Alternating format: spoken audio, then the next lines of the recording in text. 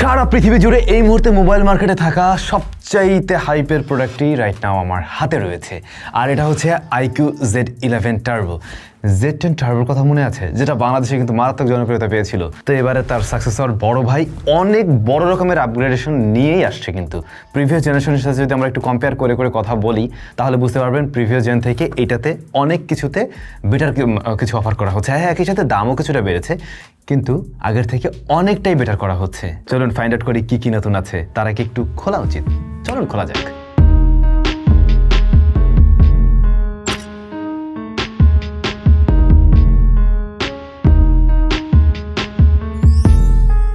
ভাইয়া, এই হচ্ছে IQ Z11 turbo. First of all, ফোনটা আপনি হাতে নিয়েই বুঝতে পারবেন আগের থেকে ফোনের সাইজ ছোট করা হচ্ছে।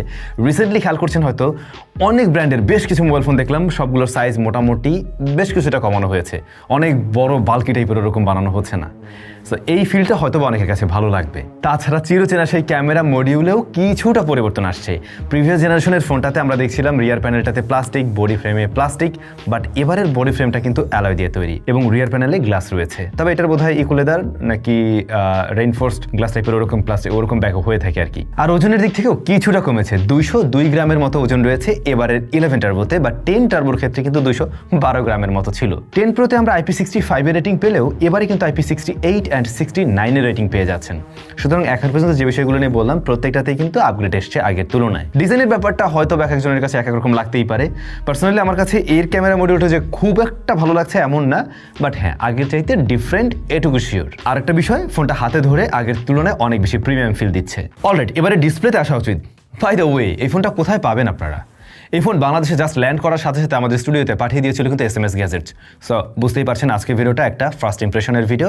আপনারা এটার ইনডেপথ রিভিউ কিছুদিন পরে অবশ্যই পাবেন। তবে বর্তমান সময়ে যদি কেউ নিতে চান, অবশ্যই SMS গ্যাজেটে যোগাযোগ রাখতে পারেন, এবং তাদের শপের অ্যাড্রেস প্লাস হচ্ছে তাদের ওয়েবসাইটের লিঙ্ক ভিডিও ডেসক্রিপশনে দেওয়া আছে। আর খুব শীঘ্রই চট্টগ্রাম এবং কুষ্টিয়াতে তাদের শপ ওপেন হতে চলছে, সে ব্যাপারেও নিশ্চয়ই কিছুদিনের মধ্যে আপনারা জানতে পারবেন।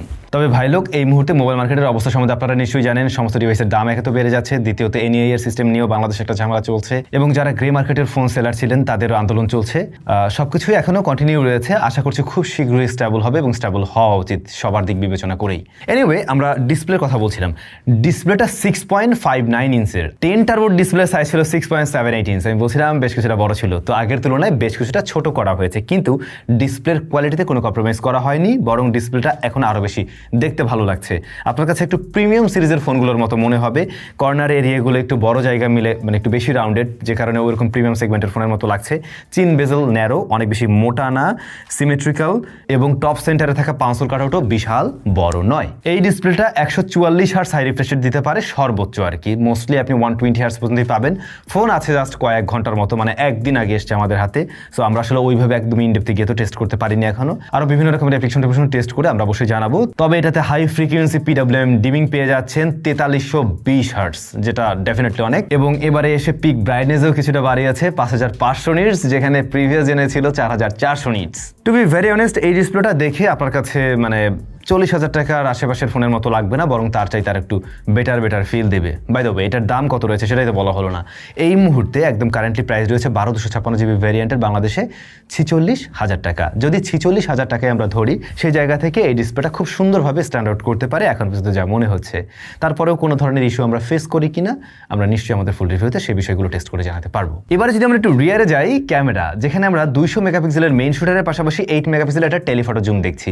200 মেগাপিক্সেলের যে মেইন শুটারটি রয়েছে এখানে OIS পেয়ে যাবেন, এবং IQ ক্লেম করছে এইটার থেকে আপনারা 4x পর্যন্ত লসলেস জুমেই ছবি তুলতে পারবেন। মানে আপনি চাইলে 200 মেগাপিক্সেলতে তোলা ছবিগুলোকে আইদার জুম করতে পারবেন অথবা জুম করে ছবি তুলতে পারবেন, সেক্ষেত্রে তেমন একটা ডিটেল লস করবে না। এটা বোঝানোর কাজ বোঝানো যেতে পারে, হ্যাঁ মেগাপিক্সেল বেশি আছে, কিছুটা জুম করা যাবে, এটা আমিও মানছি।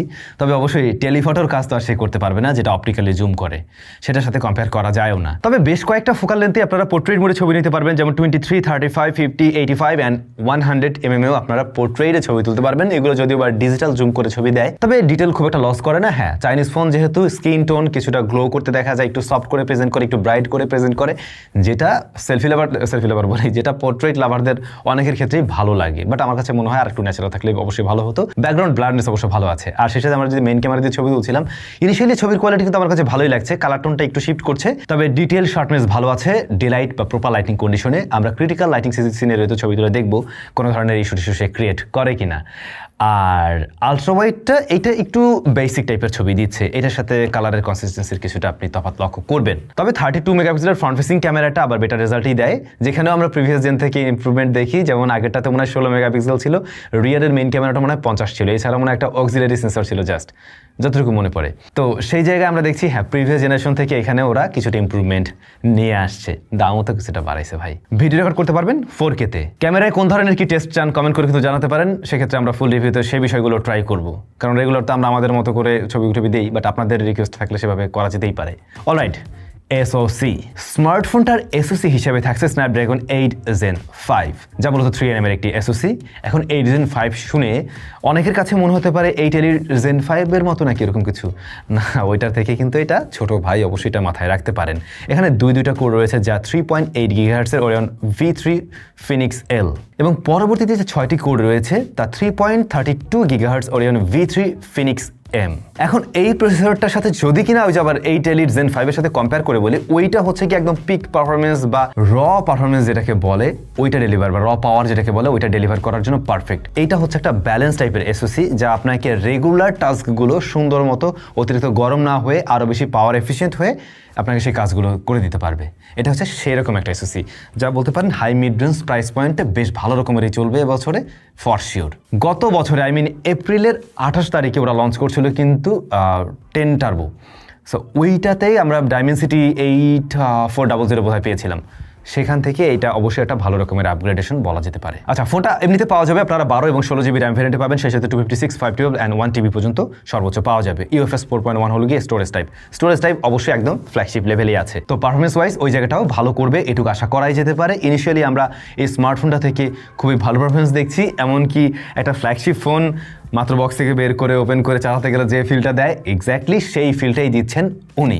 সেই জায়গায় মোটেও কমতি মনে হয়নি, খুবই ফাস্টার, অ্যাপ ওপেন ক্লোজ টাইম বলেন, যে কোনো কিছুই। কিন্তু ভাইয়া অরিজিন ওয়েসের মাঝে প্রচুর পরিমাণে ব্লোটওয়্যার রয়েছে, যেগুলো চাইনিজ ভ্যারিয়েন্টের ফোনে আমরা অহরহ দেখি, এবং এগুলোর মোস্টলি আপনার প্রয়োজন হবে না, আপনি জাস্ট এগুলোকে ধাপা আনইনস্টল করে ফেলুন, সেটা বরং অনেক বেশি কাজের হবে। আমার কাছে যা মনে হচ্ছে, যেহেতু নতুন এসওসি একেবারে জাস্ট আসছে, গরম ওরাও ফোন লঞ্চ করে পাঠিয়ে দিছে, এখন পর্যন্ত ম্যাক্সিমাম গেমই অপটিমাইজড না।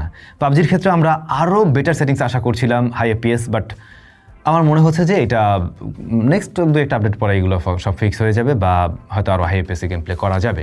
তবে গেমিং রেজাল্ট নট ব্যাড, কিছুটা মাইক্রোস্ট্যাটার আমরা লক্ষ্য করেছি, কিন্তু আহামরি লেভেলের হিট জেনারেট করতে দেখিনি। এর বাইরেও আরও কয়েকটা গেম প্লে আমরা করে দেখছি, বাট আমার কাছে মনে হচ্ছে এই ডিভাইসটা আরও বেটার এক্সপিরিয়েন্স দেবে সময়ের সাথে, যেহেতু এখানে একটা ফ্ল্যাগশিপ কিলার গ্রেডের একটা এসওসি আমরা দেখতে পাচ্ছি। এছাড়াও আমরা এখানে সিওডি মোবাইল রান করে দেখছিলাম, যে গেমটা আবার স্মার্টফোনে কিন্তু বেশ ভালো রেজাল্টই দিচ্ছে। ওভারঅল সবকিছু মিলে আমার যা মনে হয়, এটার যে এসওসিটা রয়েছে এটার সাথে সিঙ্ক করতে আরেকটু সময় লাগবে, বাট ভালো রেজাল্ট দেবে এটুকু আশা করা যেতেই পারে। আছে স্টেরিও স্পিকার, ভলিউম এইটাতে একটু বেশি পাবেন, কিন্তু সাউন্ড কোয়ালিটি ভালো, সাউন্ডের ক্ল্যারিটি অ্যান্ড ডেপথ মোটামুটি ভালো আছে। ব্যাটারি আছে 7600 mAh, আগে আর একটু বেশি ছিল, এইখানে একটু কমাই ফেলছে, আগেরটাই ছিল 7620 mAh, কিন্তু চার্জারটা বোধহয় 80 ওয়াট ছিল, এখন আপনি 100 ওয়াটের চার্জার পাবেন, না সরি আগেরটা 90 ওয়াট ছিল, এখন আপনি 100 ওয়াটের চার্জার পেয়ে যাচ্ছেন এর বক্সে। এখন এই প্যাকেজটা 46,000 টাকায় অনেক কিছু অফার করে ফেলতেছে, জাস্ট একটা টেলিফটো জুম লেন্স পেয়ে গেলে জিনিসটা খুবই দারুণ হতে পারতো। আমরা যদি প্রিভিয়াস জেনের সাথে কম্পেয়ার করে বলি, ডেফিনেটলি একটা বিগ জাম্প দিচ্ছে। তবে দাম যদি কিছুটা কমে একদম 40,000-এর আশেপাশে চলে আসে, দুর্দান্ত একটা খেলোয়াড় হতে যাচ্ছে, এটা শিওর করে বলা যেতে পারে।